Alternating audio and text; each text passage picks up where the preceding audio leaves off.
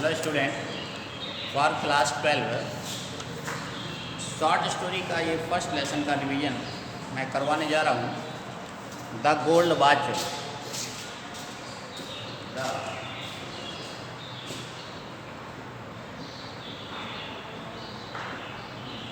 The gold watch, सोने की घड़ी। कभी ने कुछ लेखक ने कुछ ज़्यादा जास्ती कर दी है। जास्ती ये करती है कि सोने की घड़ी होती नहीं, पुर्जा तो उसके स्टील के ही होंगे, सोने के बन नहीं सकते। इसलिए घड़ी सोने की नहीं थी, उसकी चैन सोने की थी। तो इसमें लेखक का नाम ये होना चाहिए, गोल्ड चैन ऑफ वॉच। लेकिन चलो, जो लिख दिया उसने वही सही है। आप लोगों को समझना चाहिए। अभी हम बता रहे थे आपको कि हर बात को आप समझें। गोल्ड वॉच का मतलब है एक घड़ी है जिसकी चैन सोने की है। किसकी है ये घड़ी? नाम क्यों रखा गया इसका गोल्ड वॉच? पढ़ते हैं लेसन और देखते हैं ये गोल्ड वॉच है क्या। As on many previous night, इसकी इंट्रोडक्शन के बारे में थोड़ा बता देते हैं।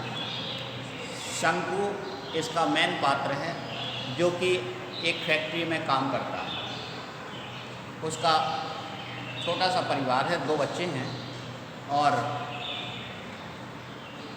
स्वयं एंड उसकी वाइफ है। गरीबी के कारण वो कई लोगों से ऋण ले लेता है, कर्ज ले लेता है। लेकिन ईमानदार व्यक्ति के लिए कर्ज बहुत चिंता का विषय होता है, इसलिए वह उस कर्ज को चुकाना चाहता है। लेकिन उसकी तनख्वाह इतनी कम है कि वह उससे अपना गुजारा ही नहीं कर पाता है। इसलिए उसने सोचा कि इस सोने की घड़ी उसके बॉस की है, जो जिस फैक्ट्री में वो काम करता था उसी के बॉस की घड़ी थी ये सोने की, जिसको चुराने की सोचता है। वो सोचता है कि इसको चुरा लिया जाए तो ये 15-20 रुपए की बिक जाएगी, जिससे वह अपना कर्ज चुका देगा और लोग जो उससे कर्ज मांगने आते हैं उनसे छुटकारा पा लेगा। बस यही सोच रहा था कि वो कैसे चुराए उसको, और प्लान बना रहा था। अब यहाँ से देखिए, as on many previous night, कई रात से वो जो सोचता था, Shanku could not get any sleep that night, उस रात भी सो नहीं सका। यही सोचता रहा कैसे चुनाएं, क्या करें। अन्य पहले की रातों की तरह आज भी शंकु सो नहीं सका। He turned and tossed in his bed, अपने बिस्तर में करवटें बदलता रहा। But it was no use, लेकिन इससे तो कोई काम बना नहीं। करवटें बदलने से क्या होता है? The more he thought the worst he felt, जितना वह ज़्यादा सोचता उतना ही और वह चिंतित हो जाता। वर्स्ट माने बहुत बुरा। सेंटेंस गलत है, लेकिन अब कहते हैं ना इसके समरथ को नहीं दोष गोसाई। अब लेखक हैं, उनकी गलती को कौन कहे कि ये गलती है। 2 डिग्रियां समान होनी चाहिए सेंटेंस में। अगर यहाँ मोर लगा है तो दूसरे वाले में भी मोर ही होना चाहिए था, यानी कंपैरेटिव डिग्री होना चाहिए था, लेकिन इन्होंने नहीं किया। खैर, कवि हैं, लेखक हैं, उनकी सब माफ होती है। The more he thought the worst, the more he worse हो सकता है इसको हम वर्ष पढ़ रहे, ये कहीं सेकंड ही ना हो। तो द वर्ष ही फेल्ट, जितना वह अधिक सोचता था उतना ही परेशान होता था। ही क्लोज्ड हिज आइज, उसने अपनी आंखें बंद कर ली। एंड ले ऑन हिज टॉर्न मैट, अपनी फटी चटाई पर लेट गया। इन द डार्कनेस, अंधेरे में। उसने सोचा अंधेरे में लेट जाए तो शायद नींद आ जाए। And yet he could see as clearly as during the day, अंधेरे में लेटा हुआ वह इतना साफ देख रहा था जितना कि दिन में दिखाई देता है। अंधेरे में लेटने से कुछ नहीं होता, दिमाग शांत होना चाहिए, तभी नींद आती है। वह रात में भी साफ दिखाई दे रहा था। रात में साफ दिखाई दे कैसे देता है? ये इस तरीके की होती है कि आप मन में जो सोच रहे हैं, आप बैठे क्लास में हैं, लेकिन आप सोचिए घर में मम्मी क्या कर रही हैं, तो आपको मन में चित्र आ जाएगा कि मम्मी क्या कर रही हैं, आपको यानी दिमाग में चलने लगेगी फिल्म। वही उसी को कहते हैं कि वह रात में भी स्पष्ट देख रहा था। द डिजर्टेड ऑफिस रूम, क्या दिख रहा था उसे? वही सुनसान ऑफिस का कमरा। When everyone had gone out for rest, जब हर कोई आराम के लिए बाहर निकल जाता है, और फॉर लंच या फिर भोजन करने के लिए, यानी दोपहर के समय में हर कोई ऑफिस से निकल जाता है, कोई आराम करने के लिए, कोई लंच करने के लिए। वही दिख रहा है, शांत कमरा है। The glass window was only partedly close, और जो कांच की खिड़की है पार्टली, आधी बंद है, अधूरी बंद है, पूरी बंद नहीं है। On one end of the table, table के एक छोर पर, इनसाइड अंदर की तरफ, where a few fat volume, कुछ मोटी किताबें रखी हुई हैं। एट द अदर एंड, और दूसरे छोर पर टेबल के, अ पेन एंड इंक बॉटल, और एक कलम दबात, एंड सो फोर्थ, और इसी तरीके की कुछ सामान रखा हुआ है। यानी उसे स्पष्ट दिख रहा है कमरे का रूम, और मेज पर रखी हुई किताब के बगल में रखी हुई है पेन और दबात, और and in between was a gold was, और इन दोनों चीज़ों के बीच में रखी है सोने की घड़ी। विथ इट्स गोल्ड चैन, यहाँ दिखाया इसकी सोने की चैन।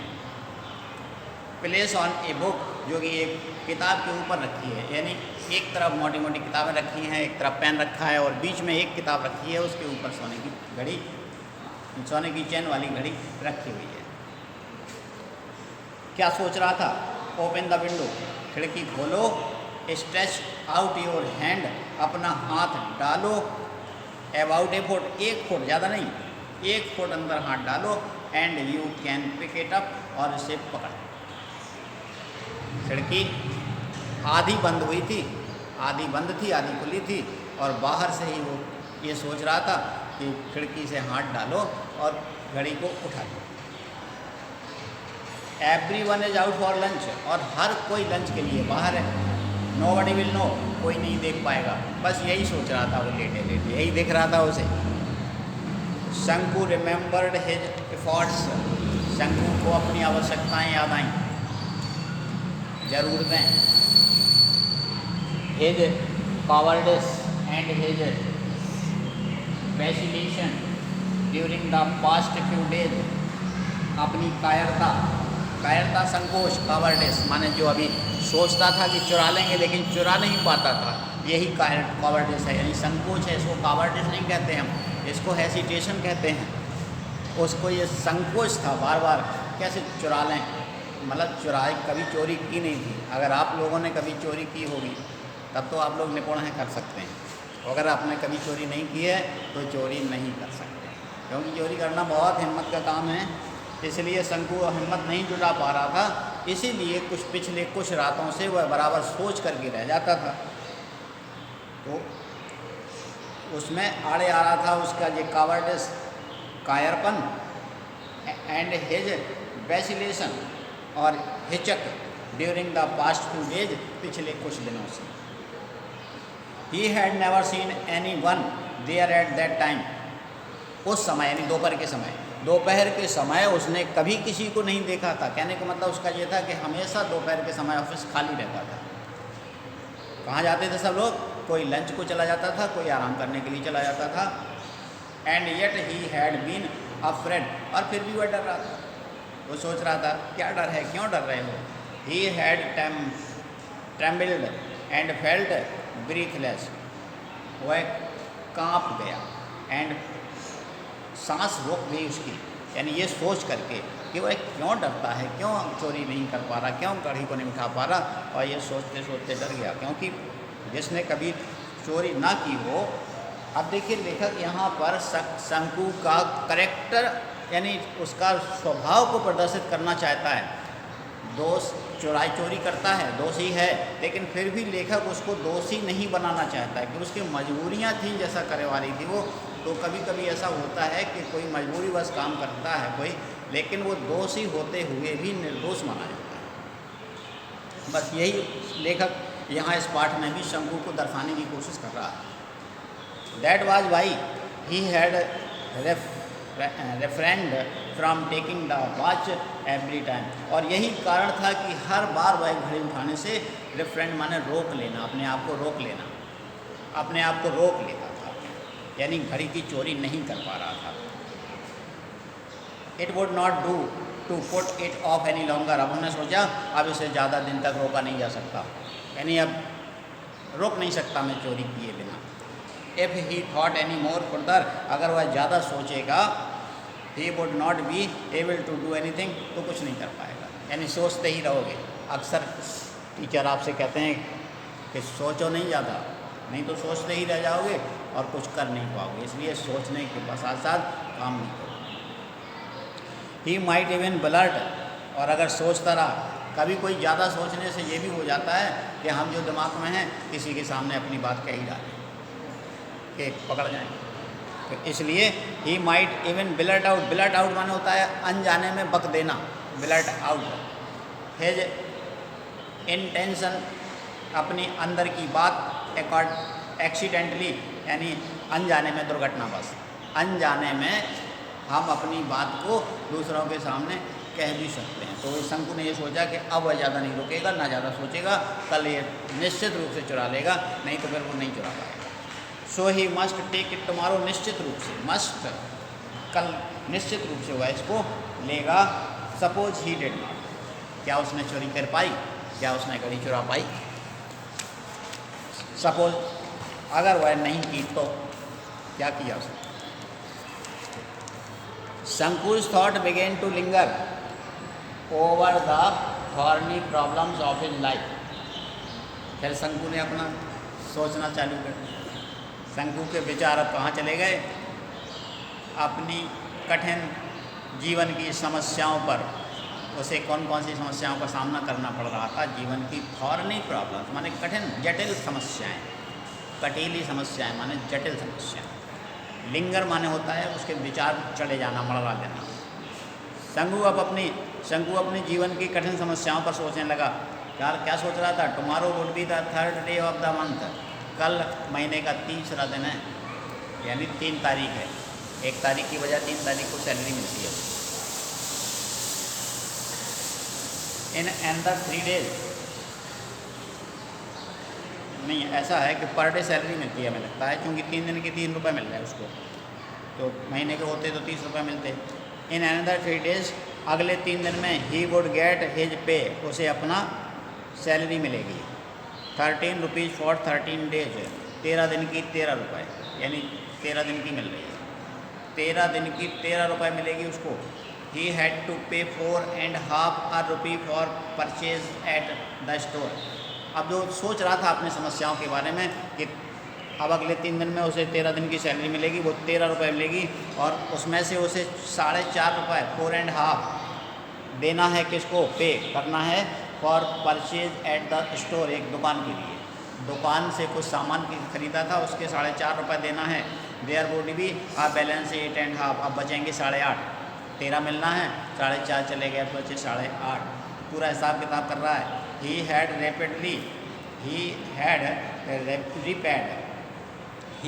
repaid only 5 for his 5 out of 10 rupees, and he had borrowed from the fund. Fund से उसने 10 रुपये उधार लिए थे, जिससे उसने अभी तक 5 ही चुकाए हैं, यानी 10 रुपये फंड से उसने उधार लिए थे, जिसके अभी तक उसने 5 चुकाए हैं, 5 उसके भी देना है। He had fund the previous month to go home for his mother's death anniversary, गाय के लिए थे उसने 10 रुपये पिछले महीने माँ की डेथ एनिवर्सरी, यानी क्या कहते हैं इसको, वर्षी, माँ की वर्षी करने के लिए 10 रुपये उसने फंड से उधार लिए थे, जिसके अभी तक उसने 5 ही चुकाए हैं। नो, अब सोच रहा है नहीं, he must pay the remaining 5 rupees with interest eight 6 पैसे आ रुपी आ वीक, उसे ब्याज के साथ देना चाहिए, ब्याज के साथ देना है। ब्याज कितना है? 1 सप्ताह का 1 रुपये पर 6 पैसे, बहुत तेज ब्याज, फंड का ब्याज है बहुत अधिक। 1 सप्ताह के 1 रुपये पर 6 पैसे, 5 रुपये पर कितने हो गए? 30, और महीना भर हो गया 3 बजे 15, 1.5 रुपये हो गया ब्याज का, 1.5 रुपये ब्याज का। एट द टी शॉप, और फिर सोच रहा है कि चाय वाले से ही owed over 3 rupees for 2 week, 2 सप्ताह के लिए उसने चाय वाली दुकान से 3 रुपये उधार लिए थे। Besides previous arrear amounting to ₹1.50 और कह रहे ₹1.5 उसका पहले का भी पड़ा है। ₹3 भी उधार लिए थे और ₹1.5 पहले का भी पड़ा है, यानी ₹4.5 उसके देना। 1 month हाउस रेंट वाज ₹3, एक महीने का किराया भी देना है ₹3।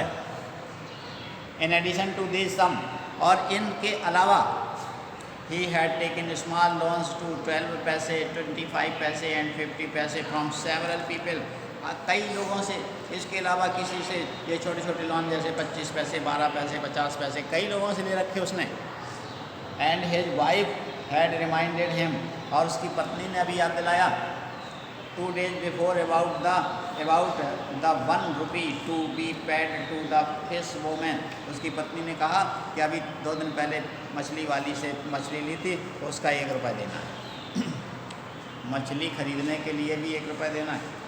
शंकु mentally added up the total amount that he needed, इस प्रकार शंकु ने अपने मन में जितना रुपए चुकाना था उसका हिसाब किताब रखा, जोड़ा, एक कितना उसको देना है।